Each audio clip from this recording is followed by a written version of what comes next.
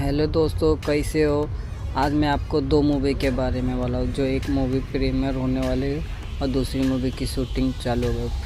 जो मूवी की शूटिंग चालू है ठाकुर रंजन है, जिसमें अंजला सिंह है।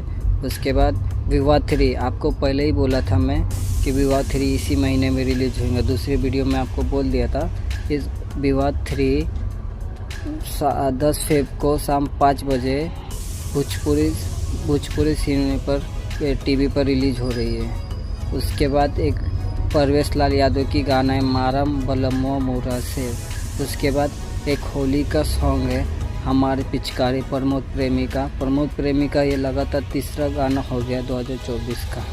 उसके बाद लाइक करें और एक बात, ये विवाह 3 आप दंगल ऐप पर भी देख सकते हो 10 फेब को डाउनलोड करके फ़ोन में। और उसके बाद टीवी पर भी आने वाली है। तो आपको वीडियो कैसी लगे जाते जाते कमेंट करो और सब्सक्राइब करना भूलना मत। आपको वीडियो अच्छी लगी रहेंगी तो सब्सक्राइब कर दो।